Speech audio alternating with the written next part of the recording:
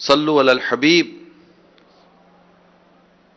الحمدللہ رب العالمین والصلاة والسلام علی سید المرسلین. اما بعد فاعوذ باللہ من الشیطان الرجیم. بسم اللہ الرحمن الرحیم.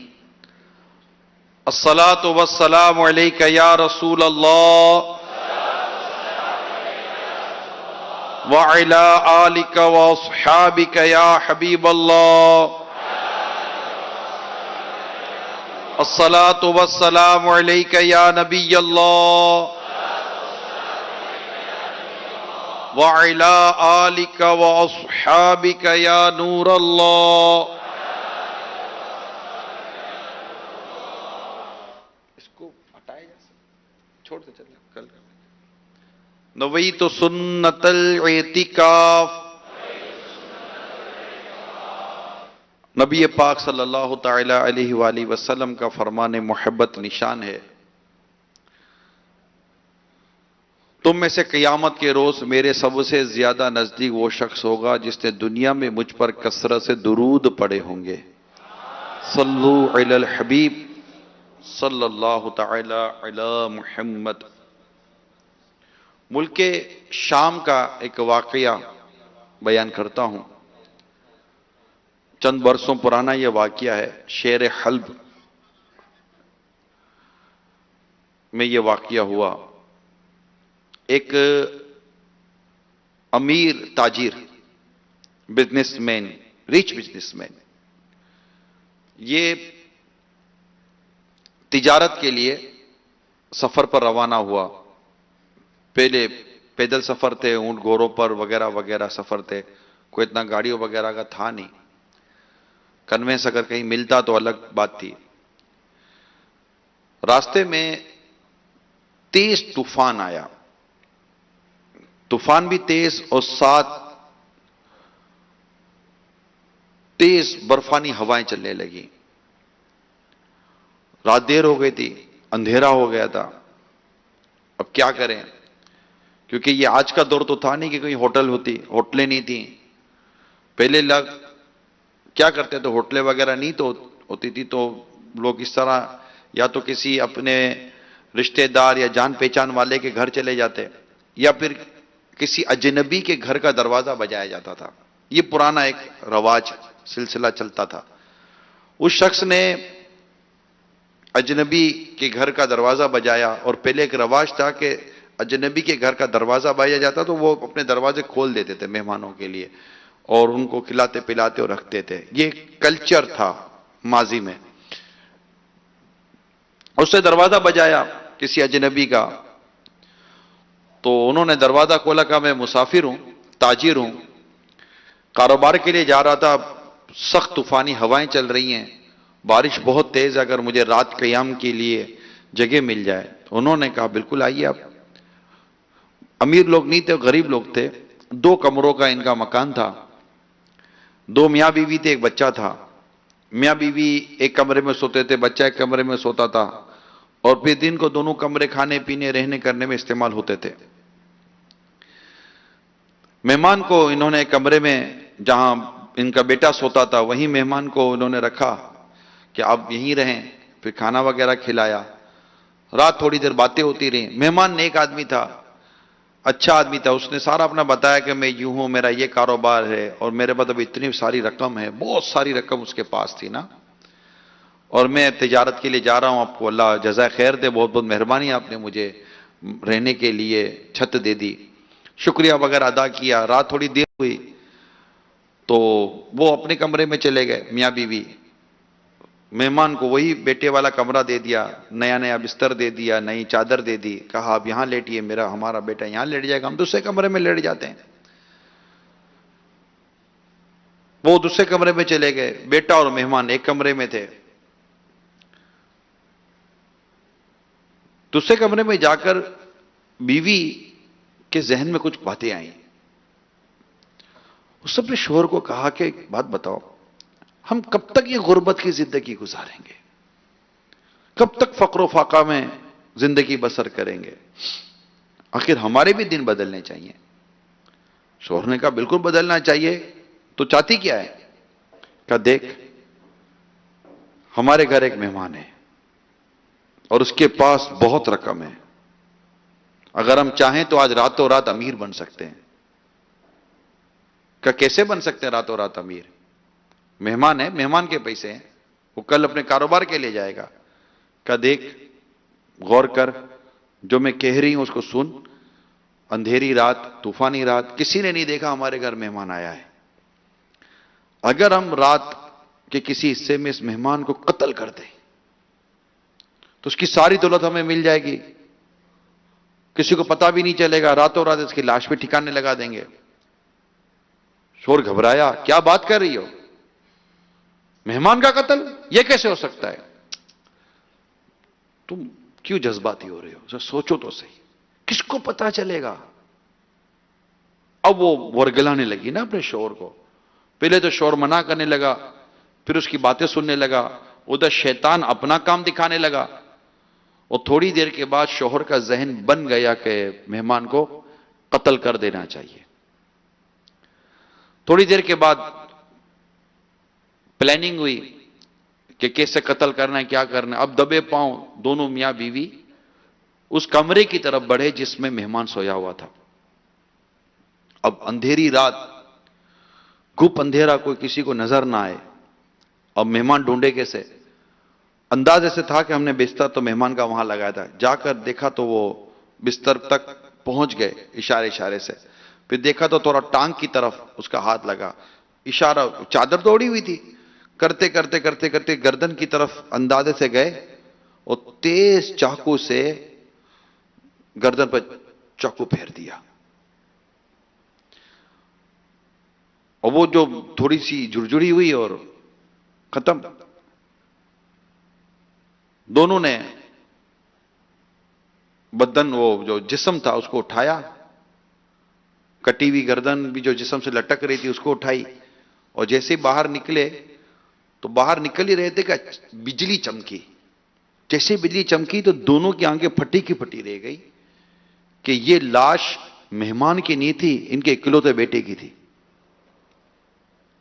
چیخ نکلی اندر سے، کلیجہ پھٹ گیا، یہ کیا ہو گیا؟ ہم نے ہمارے ہاتھوں سے ہمارے بیٹے کا قتل کر دیا۔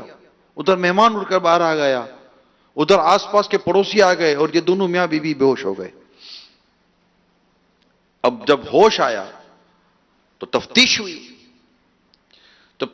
ہوئی، تو جو کیس یوں سامنے آیا کہ جب یہ دونوں میاں بیوی اپنے کمرے میں چلے گئے، شوہر، یہ مہمان اور اس کا بیٹا اس کمرے میں تھے، تو جو لڑکا تھا وہ مہمان کے پاس بیٹھ کر ہی باتیں کرنے لگا، اور باتیں کرتے وہ مہمان کے ہی بستر پہ سو گیا۔ مہمان کو یہ بات گوارا نہ ہوئی کہ میں اس کے بیٹے کو اٹھاؤں اور اس کے بستر پر ڈالوں، وہ جا کر لڑکے کے بستر پہ سو گیا۔ اب ان کو یہ کہ ہمارا بیٹا تو اس بستر پہ سویا ہے، مہمان اس بستر پہ سویا، تو وہ بستر کے مغالطے میں آ گئے اور اپنے بیٹے کو قتل کر دیا۔ پولیس پکڑ کے لے گئی اور دونوں میاں بیوی جیل میں بند ہو گئے، اپنی سزا بھگتنے لگے، ان کی تو دنیا ہی اجڑ گئی۔ میرے میٹھے میٹھے پیارے پیارے اسلامی بھائیوں، یہ واقعہ، یہ بالکل حقیقت ہے، یہ واقعہ کتابوں میں لکھا ہے، یہ واقعہ اپنے اندر اتنی عبرت لیے ہوئے ہے، یعنی یہ کیا تھا، یہ کیوں ہوا، اس کا ریزن کیا، کاز آف مرڈر کیا؟ دنیا کی محبت، مال کی محبت، جس نے قتل پر آمادہ کر دیا۔ بیوی نے ورغلایا، کئی ایسے بیچارے مرد ہوتے ہیں جو اپنی عورتوں کے بہکاوے میں آتے ہیں، ورغلانے میں آتے ہیں۔ یہ خاص کر اگر جو مدنی چینل پر جو اسلامی بہنیں بھی اگر سن رہی ہوں، کبھی بھی اپنی اولاد کو، اپنے شوہر کو کبھی بھی غربت پر، تنگ دستی پر، کم آمدنی پر کبھی مت ٹوکا کریں۔ ٹھیک ہے، ایک ترغیب گھر چلانے کے لیے، مشورے وغیرہ، لیکن اس کو لالچ دینا، اکسانا، یعنی میں خود ایک واقعہ میں نے پڑھا کہ بیوی کے ورگلانے پر ایک نیک شوہر نے سود پر پیسے دے دیے کہ نفع آئے گا تو حالت بدل جائیں گے، نفع کیا آتا؟ چند دنوں تک نفع آیا، بعد میں نقصان ہوا، ہوتے ہوتے ہوتے ہوتے جو بچی کچھ رقم تھی وہ بھی چلی گئی، آخر دونوں میاں بیوی میں لڑائی ہوئی، اور تھوڑے دنوں کے اندر اندر دونوں میں طلاق ہو گئی، گھر اجڑ گیا، باتوں میں آ گیا۔ تو کبھی بھی اس طرح کرنا نہیں چاہیے، اور جس کو اس طرح کوئی ورگلا ہے تو اس کو سمجھنا چاہیے کہ یہ کر کیا رہی ہے، اس کی زبان پر تو شیطان بول رہا ہے۔ تو کبھی بھی اس طرح کسی کا ورگلانے میں آنا نہیں چاہیے، علم حاصل کریں، شریعت کی بات کو سمجھیں، حرام حلال کو سمجھیں۔ اب وہ ورگلانے میں جو آیا تو دونوں کے اندر ایسی کیا چیز کامن تھی جس کی وجہ سے دونوں نے قتل کا اقدام کر دیا؟ وہ تھی مال کی محبت، دولت کی محبت۔ مال کی محبت یہ انسان کو برباد کرتی ہے۔ مال کمانا ہے، بھائی غریب ہیں، مال کمانا ہے، پورا نہیں ہوتا مال کمانا ہے، خرچہ پورا نہیں ہوتا مال کمانا ہے، گھر میں اے سی نہیں ہے مال کمانا ہے تاکہ اے سی کا بل بھر سکیں، کار نہیں ہے مال کمانا ہے تاکہ کار لے سکیں۔ مال کمانے کے لیے بندہ نہیں پرواہ کرتا یار، نہیں پرواہ کرتا، سود کھاتا ہے مال کمانے کے لیے، امیر بننے کے لیے، پیسے والا بننے کے لیے۔ آج کل پراپرٹی کا اتنا مطلب کہ وہ ٹرینڈ ہے، آج کل تو سنا ہے پراپرٹی کا بھی وہ برف سے زیادہ ٹھنڈی ہو گئی ہے مارکیٹ، حال میں پتا چلا تھا مجھے۔ میں کو بزنس نہیں کرتا، یعنی میں یوں کو کاروبار نہیں کرتا، الحمدللہ میری ایک اپنی رقم ہے جو لگی ہوئی ہے کاروبار میں جہاں لگانی تھی، اور اس سے اللہ کا شکر ہے مجھے بھیک مل رہی ہے، میرا کام چل رہا ہے، تیری رحمتوں کا دریا سر عام چل رہا ہے۔ کون دیتا ہے دینے کو منہ چاہیے، دینے والا ہے سچا ہمارا نبی۔ تو یہ ایک ایسے ضمن میں نرس کہتی بزنس کی بات کر رہا، بولا کہ اس کا کوئی پراپرٹی کا کاروبار ہے، نہیں میرا پرسنل کوئی کاروبار نہیں ہے، میں کو کاروبار کرنے نہیں جا سکتا۔ اللہ کا شکر ہے کہ ذرائع آمدنی اللہ کی رحمت سے مستحکم ہے۔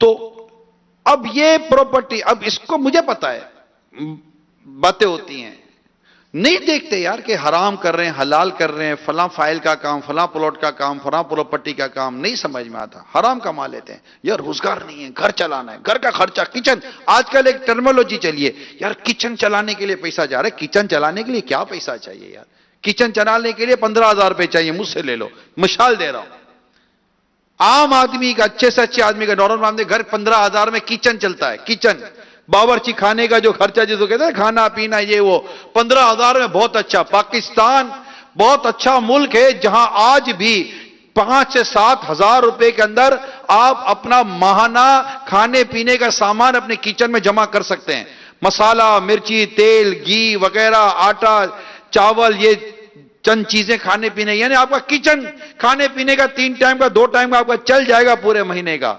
یہ باب المدینہ، کراچی اور پاکستان یہ ایک ایسا ملک ہے، ایسا شہر ہے، دنیا میں بہت مہنگی ہے گروسری، یہ گروسری کہلاتی ہے، ہمارے ابھی بھی سستا ہے، لیکن خواہشیں پوری نہیں ہو رہی، فرمائشیں پوری نہیں ہو رہی۔ اب کاسمیٹکس مہنگا ہے، فیشن والے کپڑے مہنگے ہیں، بہت ساری چیزیں، ہزاروں خواہشیں ایسی، ہر خواہش پہ دم نکلے، بہت نکلے میرے ارمان مگر پھر بھی کم نکلے۔ ہمیں آئے دن موبائل بدلنے کا شوق ہے، ہمیں ہر نئے فیشن پہ کپڑے بدلنے کا شوق ہے، نئے نئے جوتے، نئے نئے چپل بدلنے کا شوق ہے، آئے دن نئی گھڑیاں پہننے کا شوق ہے، نئے گلاسز پہننے کا شوق ہے۔ تو یہ نت نئے جب ہم نے نئے شوق پالے ہیں، ہمارے صوفے جلدی پرانے ہو جاتے ہیں، بھائی نئے صوفے لے لو، نئے بیڈ روم لے لو، نیا یہ لے لو، نیا وہ لے لو، ہمارے شوق پرانے ہیں۔ ٹھیک ہے، جس کو اللہ تعالیٰ نے دیا ہے تھوڑا بہت، وہ اگر اپنے حلال رزق سے تھوڑا بہت کر لیتا ہے جائز طریقے سے تو ٹھیک ہے، ایک بات چیزیں مباح کی صورت میں آ جائیں گی، مگر ان تمام تر خواہشات کو پورا کرنے کے لیے حرام کمانا، بھائی اسکولوں کی فیسیں بہت زیادہ ہیں تو بھائی نارمل اسکول میں پڑھا دو جس میں پڑھانا بھی شریعت جائز کرتی ہو تبھی، مگر ہم نے اپنے ایکسپنسز بڑھائے۔ بات سمجھنے کی کوشش کیجئے گا حاضرین ناظرین سارے، ہم لوگ ایس پر انکم اپنے ایکسپنسز مینٹین نہیں کرتے، ہم انکم آمدنی کے مطابق اخراجات نہیں چلاتے، ہم اپنے اخراجات کے مطابق آمدنی کے پیچھے بھاگ رہے ہوتے ہیں، تھک جاتے ہیں، سانسیں پھول جاتی ہیں، اور پھر حرام روزی کی طرف منہ پھاڑ کر بندہ دیکھتا ہے۔ پھر رشوت بھی لیتا ہے، سود بھی کھاتا ہے، حرام کماتا ہے، ملاوٹیں کرتا ہے، دھوکہ دیتا ہے، فراڈ کرتا ہے، مس ڈکلیریشن کرتا ہے، انڈر انویس اوور انویسز کے بزنس کرتا ہے مال کمانے کے لیے، اور آخر کا نتیجہ کیا نکلے گا؟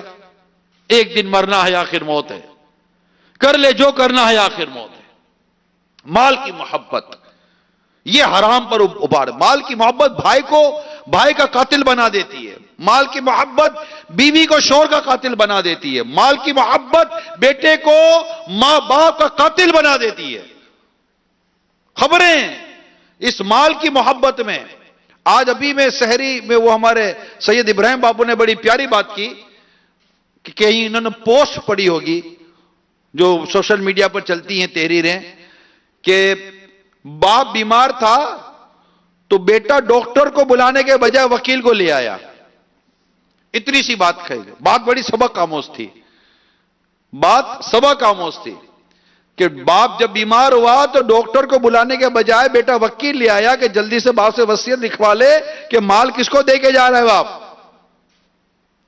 عبرت جہاں میں ہے عبرت کے ہر سو نمونے، مگر تجھ کو اندھا کیا رنگ و بو نے، کبھی غور سے بھی یہ دیکھا ہے تو نے، جو آباد تھے وہ مکہ اب ہیں سونے، جگہ جی لگانے کی دنیا نہیں ہے، یہ عبرت کی جا ہے تماشا نہیں ہے۔ اجل نہیں کسرا ہی چھوڑا نہ دارا، اسی سے سکندر صفاتے بھی ہارا، ہر ایک لے کے کیا کیا نہ حسرت سدارا، پرا رہ گیا سب یوں ہی ٹھاٹ سارا، جگہ جی لگانے کی دنیا نہیں ہے، یہ عبرت کی جا ہے تماشا نہیں ہے۔ مال کمانے میں بندہ اندھا ہو جاتا ہے۔ قرآن کریم کو جب ہم پڑھتے ہیں تو اس میں ہمارے لیے زبردست سبق دیا گیا ہے۔ پارہ 30 سورۃ تکاثر میں اللہ کریم ارشاد فرماتا ہے، الہاکم التکاثر حتی زرتم المقابر، زیادہ مال جمع کرنے کی طلب نے تمہیں غافل کر دیا، یہاں تک کہ تم نے قبروں کا منہ دیکھا۔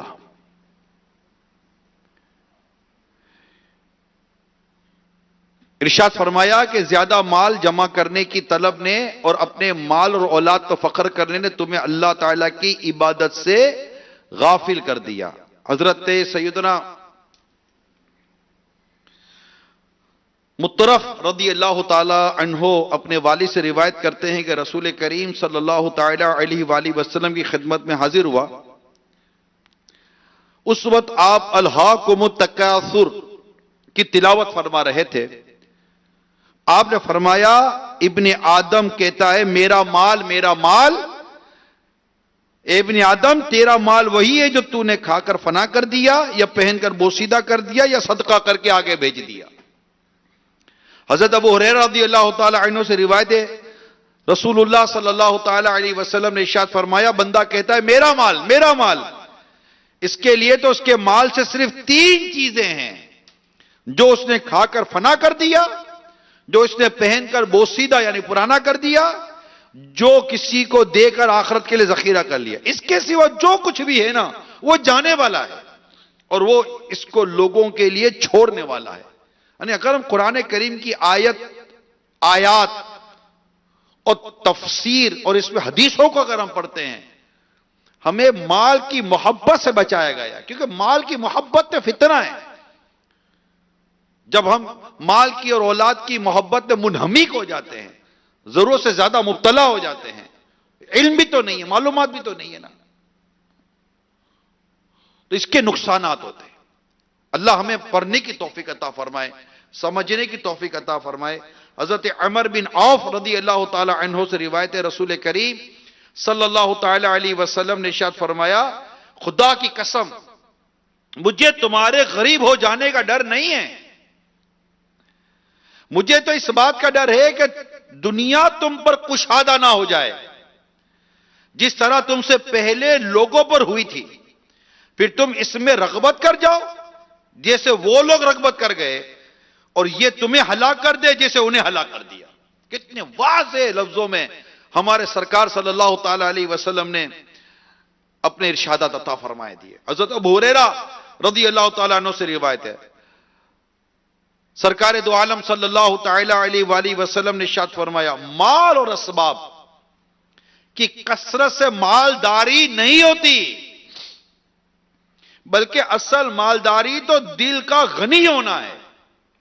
خدا کی قسم مجھے تمہارے بارے میں محتاجی کا خوف نہیں ہے، لیکن مجھے تمہارے بارے میں اس بات کا خوف ہے کہ تم کثرت مال کی ہوس میں مبتلا ہو جاؤ گے. حضرت کعب بن مالک رضی اللہ تعالی عنہما سے مروی ہے کہ رسول کریم صلی اللہ تعالی علیہ وسلم نے ارشاد فرمایا، دو بھوکے بھیڑیے جو بکریوں میں چھوڑ دیے جائیں وہ ان بکریوں کو اس سے زیادہ خراب نہیں کرتے جتنا مال و عزت کی لالچ انسان کے دین کو خراب کر دیتی ہے. اللہ کریم ہم سب کو مال کی لالچ اور ہوس سے محفوظ فرمائے، اور ہمیں بس اللہ اتنا دے کہ ہم اس کی ذات کے سوا کسی کے محتاج نہ ہو، اور ہماری جملہ نیک و جائز جو زندگی گزارنے کے لیے نارمل ایک ضروریات ہوتی ہیں بس وہ پوری ہو جائیں. دعا کرتا ہوں اللہ تعالیٰ مال کی زیادتی میں جو فتنہ ہے نا، اللہ اس فتنے سے محفوظ فرمائے. اللہ ہم سب کو مال کے فتنے سے بھی محفوظ فرمائے. اس میں نہیں پڑنا چاہیے. اندھا مال کماتا ہے، غرور و تکبر کرتا ہے، اولاد پر غرور و تکبر کرتا ہے.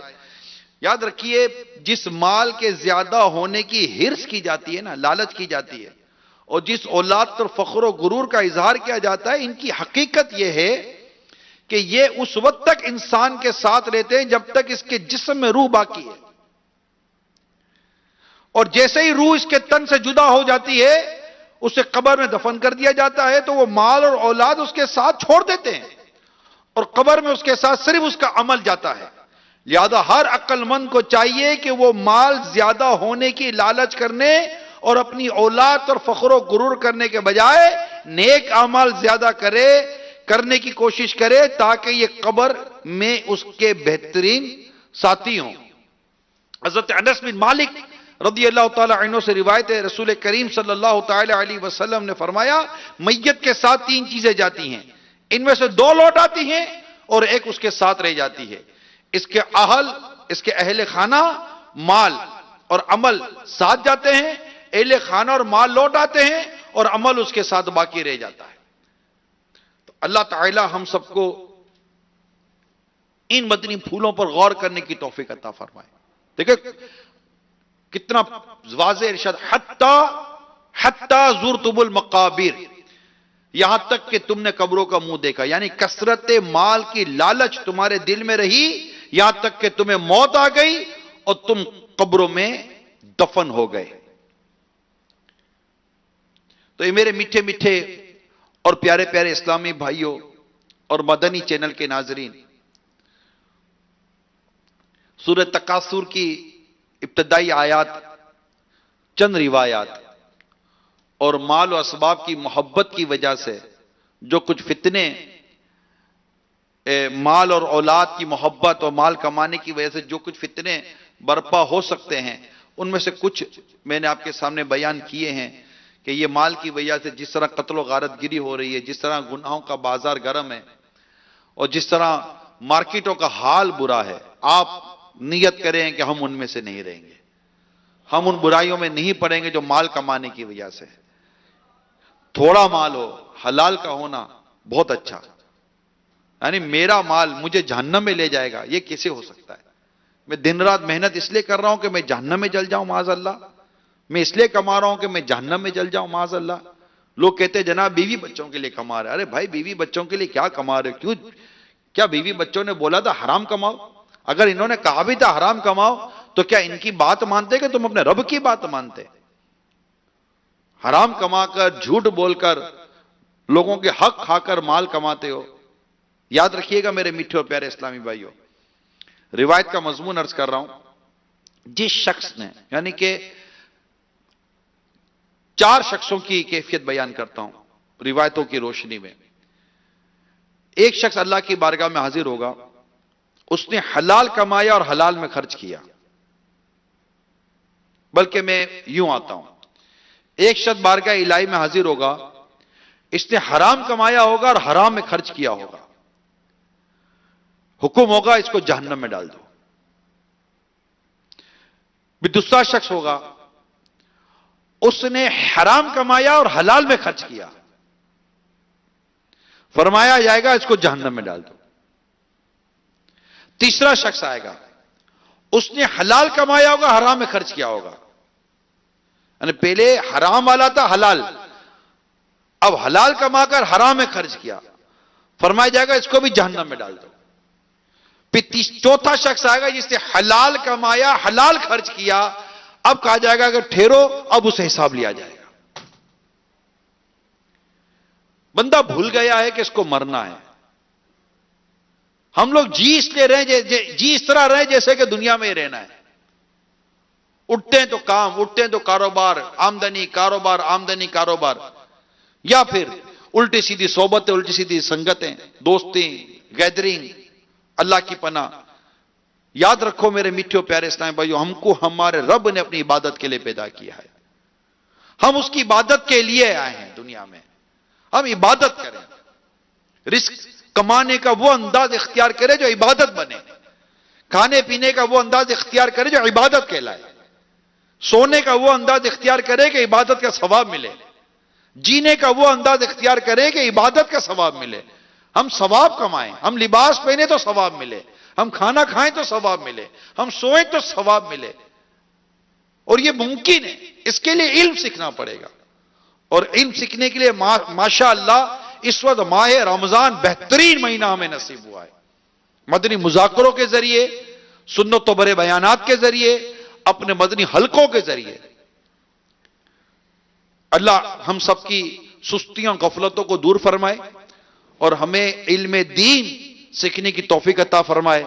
حرام روزی سے اللہ ہمیں بچائے، حرام کے لقموں سے بچائے اور حرام کے لباس سے بچائے. بس صرف حلال حلال اور حلال ہو، با کفایت ہو. زیادہ مال کی محبت سے اللہ تعالیٰ مجھے بھی بچائے، اللہ آپ کو بھی بچائے. اور بس ہم اس کے دین کی خدمت میں لگے رہیں. یہ نصیب والا ہوتا ہے جسے اللہ تعالیٰ اپنے دین کی خدمت کے لیے قبول فرما لے. آپ نیت کرتے رہیں، ذہن بناتے رہیں کہ میں نے اب اپنے آپ کو اللہ کے دین کے لیے وقف کرنا ہے، میں نے اللہ کے دین کے لیے جینا ہے. رسول پاک صلی اللہ تعالی علیہ وسلم کی سنتوں کی خدمت کے لیے اب مجھے جینا ہے. میری سانسیں، میری زندگی، میری عمر دنیا کی رنگینیوں میں کھو گئی، دنیا میں برباد ہوتی چلی گئی. مگر آج مجھے موقع ملا ہے، میں سن رہا ہوں، دیکھ رہا ہوں.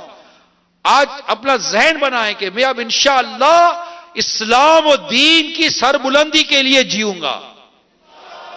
میری زندگی کا مقصد تیرے دین کی سرفرازی. میں اسی لیے مسلمان، میں اسی لیے نمازی. ہزاروں عاشقان رسول اس وقت دیکھو سن رہے ہوں گے. اگر آپ سوچیں گے ہم جو اس وقت نہیں کر رہے کوئی دین کی خدمت اور پڑے ہوئے دنیا کے مال و دولت کے چکر میں، اور یہ دنیا کے مال و دولت کے چکر نے کتنے گناہوں میں ڈال دیا. کوئی فلمیں دیکھتا ہے، کوئی گانے سنتا ہے، کوئی بدنگاہیاں کرتا ہے، کوئی الٹے سیدھے نشوں میں پڑ گیا، کوئی گندی صحبتوں میں پڑ گیا، نہ جانے کیا حال ہو گیا.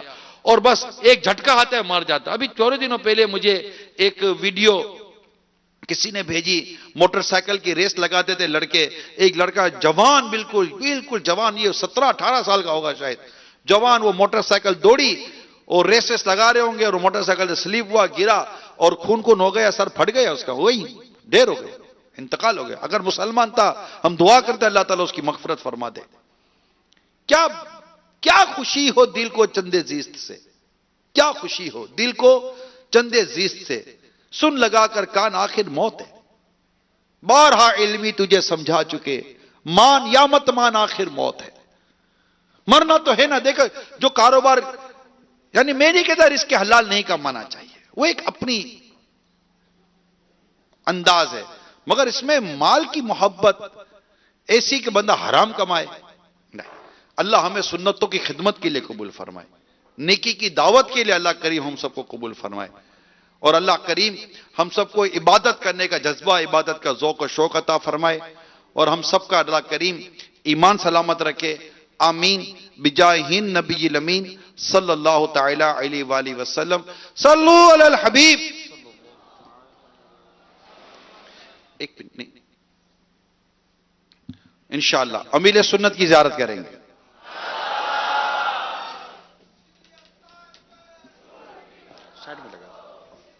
میرے پیر دی گردن خیر ہوئے، میرے پیر دی گردن خیر ہوئے، آوے لکھا کروڑا دا بیر ہوئے، میرے پیر دی گردن خیر ہوئے، میرے پیر دی گردن خیر ہوئے، میرے پیر دی شان نرانی۔ جیسا کہ امیر علیہ سنت نے کل صبح جو فرمایا تھا، تو وہ اسلام بھائی جنہوں نے امامہ شریف خریدا، پہن لیا، اور جو بھی اس کے جو تھیلی وغیرہ سنبھال کے رکھی ہے، تو وہ چاہیں تو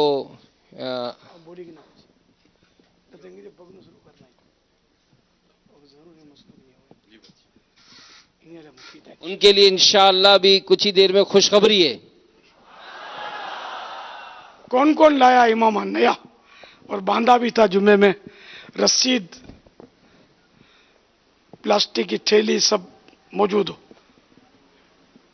رسید نہیں بھی لی تو کم از کم پلاسٹک کی تھیلی تو رکھیے گا ساتھ۔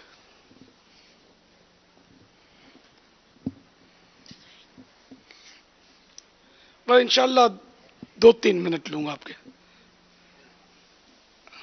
صلو علی الحبیب صلی اللہ تعالی علی محمد۔ الحمدللہ رب العالمین، والصلاة والسلام علی سید المرسلین۔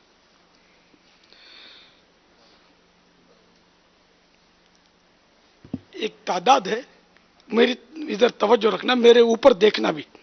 ایک تعداد ہے جو اپنی انگلیوں میں یوں کرتے ہیں، اس کو بولتے ہیں انگلیوں میں قینچی لگانا، عربی میں بولتے ہیں تشبیک۔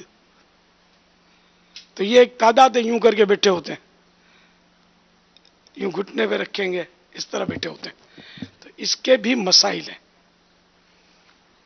نماز اور توابع نماز میں اس طرح کریں گے تو ناجائز و گناہ۔ توابع نماز کی مثالیں دی گئی یہ کہ جیسے نماز کے لیے آ رہا ہے مسجد کی طرف، یا جماعت کے انتظار میں مسجد میں بیٹھا ہوا ہے، تو ایسی حالت میں یوں کریں گے تو گناہ گار ہوں گے۔ مکروہ تحریمی ہے، یعنی ناجائز و گناہ۔ جس نے ابھی تک ایسا کیا ہو اس کے لیے توبہ بھی ضروری ہے، توبہ بھی کرے، آئندہ ایسا نہ کرے، اور نماز میں بھی نہیں۔ اور یہی مسئلہ اس کا ہے، انگلیاں چٹکانے کا، کہ یہ بھی نماز اور توابع نماز، نماز یا توابع نماز میں کیا اس طرح انگلیاں چٹکائی تو بھی گناہ گار۔ جیسے نماز کے انتظار میں بیٹھے اور یوں کر رہے ہیں تو یہ بھی گناہ ہے۔ اور اگر نہ نماز میں ہیں نہ توابع نماز، نہ نماز کے انتظار میں ہیں، نہ نماز کے لیے مسجد کی طرف آ رہے ہیں، ویسے جنرلی یوں کر کے بیٹھے ہوئے ہیں، جیسے ابھی بیان سن رہے ہیں، نماز کا انتظار نہیں ہے، یوں کر کے بیٹھے ہوئے ہیں، تو یہ مکروہ ہے تنزیہی، یعنی ناپسندیدہ ہے، اس سے بھی بچنا چاہیے۔ گھر میں بھی بیٹھے ہوں تو یہ بھی مکروہ تنزیہی، اس سے بچنے سے ایک فائدہ تو یہ ہو جائے گا نا کہ عادت نکل جائے گی۔ اگر یہ عادت رہی تو پھر نماز کے انتظار میں بیٹھے ہیں، جماعت کھڑی نہیں ہوئی، ابھی آپ نے یوں کیا تو گناہ گار ہو گئے۔ اس کی عادت بالکل بھی نکال دینی چاہیے۔ ہاں کوئی ضرورت ہو نا تو اس وقت اس کی اجازت ہے، مباح ہے، لیکن نماز میں ضرورت نہیں پڑتی ہے اس کی۔ یہ آج میں نے کہا یہ بہت مطلب اس طرح کے اسلامی بھائی ایسا کرتے ہیں، اور جن کی عادت ہے وہ کرتے بھی رہیں گے۔ شاید ایک بار سننے سے ذہن تھوڑی بنتا ہے، سیریس لیں گے کہ یہ مجھے چھوڑنا ہے، یہ کام اچھا نہیں ہے، تو انشاءاللہ آپ کی عادت اس کی نکلے گی انشاءاللہ عز و جل. یہ نماز کے احکام میں یہ مسئلہ موجود ہے. صلو علی الحبیب صلی اللہ تعالی علی محمد. اور جس کو یہ یاد رہ گیا ہو مسئلہ تو کسی کو ایسا کرتے دیکھے تو اس کو سمجھا دیں. یہ اتنا مشکل نہیں کہ کوئی آپ سے الجھے کہ نہیں نہیں میں تو یوں کروں گا. تو اب اگر کوئی نماز کے انتظار میں بیٹھا ہوا یوں کیا ہوا ہے اس نے اور آپ کا ظن غالب آ گیا کہ یہ میں بولوں گا تو یہ تو مان جائے گا. تب تو اگر نہیں بتائیں گے تو گناہ گار ہوں گے. آپ کو بتانا ہوگا کیونکہ برائی ہے نا. ہاں نماز کے علاوہ جیسے کہ اور گھر میں یوں بیٹھا ہوا ہے تو اب نہیں بتایا بھلے ظن غالب ہے کہ مان جائے گا نہیں بتایا تو اب گناہ گار نہیں ہے کیونکہ یہ خود گناہ میں اس وقت نہیں ہے مکروہ تنزیہ فعل میں ہے زیادہ سے زیادہ. تب بھی بتانا تو اچھا ہے. نہ بتانا اچھا نہیں ہے بتانا اچھا ہے. تو یہ آپ اگر یہ مسئلہ یاد ہو گیا ہو یہ نماز کے احکام میں سے یاد کر لیں تو پھر آپ بھی یہ بتاتے رہیں تو اس طرح آپ کی بھی عادت نکلے گی اگر ہے تو. اور ظاہر ہے کہ ایک نیکی کی دعوت بھی ہوگی. اور یہ ایسا مسئلہ نہیں ہے کہ جس میں کوئی فساد کھڑا ہو جائے. آسان سا مسئلہ ہے. لوگوں کی سمجھ میں شاید جلدی آ جائے گا اللہ کرے گا تو. صلو علی الحبیب صلی اللہ تعالی علی محمد. کاش اس کا مدنی گلدستہ بھی بن کر وائرل ہو جائے تو امت کو اس کا بھی فائدہ ہوگا انشاءاللہ. صلو علی الحبیب صلی اللہ تعالی علی محمد. سبحانک اللہم وبحمدک لا الہ الا انت استغفرک واتوب الیک. سبحانک اللہم وبحمدک لا الہ الا انت استغفرک واتوب الیک. سبحانک اللہم وبحمدک لا الہ الا انت استغفرک واتوب الیک.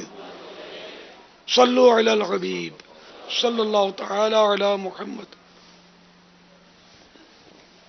اعلان. وہ اسلام بھائی جنہوں نے آج امامہ شریف خریدا ہے اور تھیلی وغیرہ بھی سنبھال کر رکھی ہے تو میں مبلغ